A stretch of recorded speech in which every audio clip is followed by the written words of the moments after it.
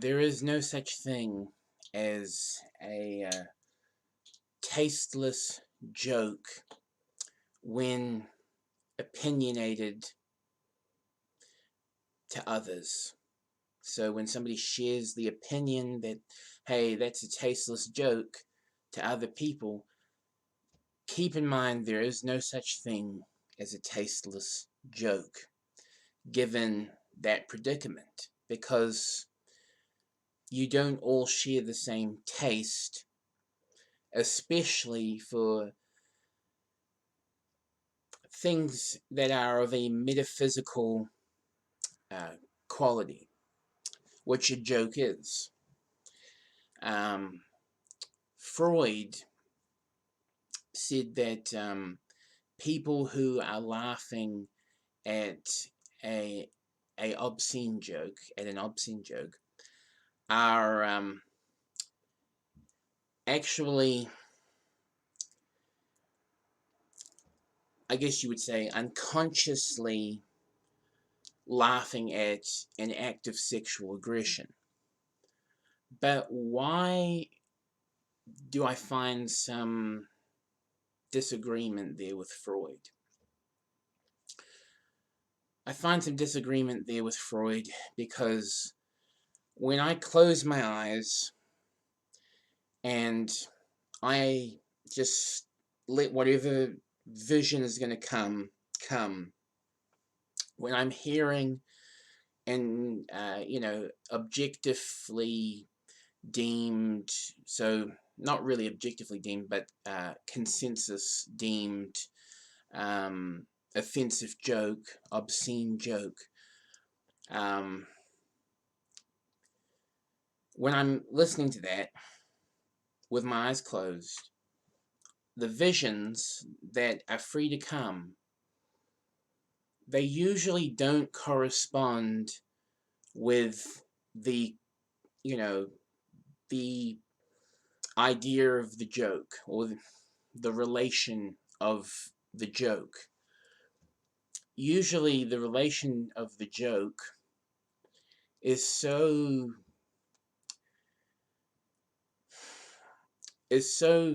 not present in the moment that it's funny. It's like if somebody were to, you know, go into your office building, let's say you have an office building, they go into your office building and they tell a funny joke about, you know, a bunch of pigs, a bunch of sweetie hogs, you know, raping everybody in your office building.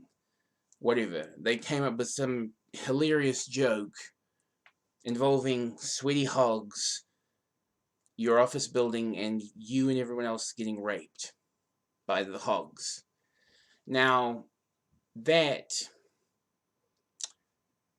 never going to ever manifest in reality. It's not, that is not a natural occurrence. That never happens naturally. If nature is left to its own devices, it's not going to bring a bunch of sweaty hogs, to come and, rape you in your office. But the point of me saying that, the point of me bringing that scenario up, is that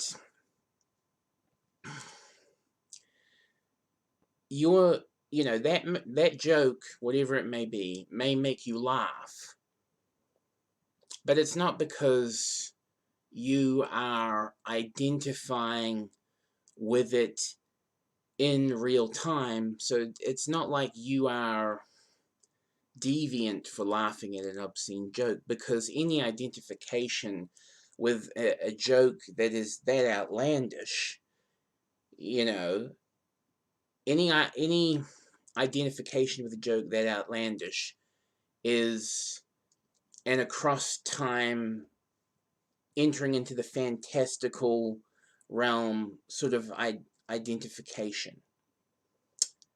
So what that means is that you are not really a deviant for laughing at any sort of, consensus deemed obscene joke, you're not really deviant, because real deviance, after hearing a joke about the sweaty hogs, raping everyone in the office building, would actually go out, and find a bunch of sweaty hogs and then, bring them to the office building to rape a couple people, and they would have to figure out how that was going to happen. But the point is that a real deviant is going to actually, act on that idea that is being described. And, if they were going to act on that idea that was being described, then they didn't need that idea to be described to them. So really, their jokes are not really causing anything bad to happen. If somebody makes a rape joke, or a joke about dead babies, or a joke about, cancer or whatever, it's not really causing anything bad to happen. It's not, because any idea that a person is receiving from that sort of a joke is an across time idea. It's most of the time, it's not even so much across time as it is they're thinking of it in terms of fantasy, so not even real, Anyway, but yeah, so like going back to the beginning of this video,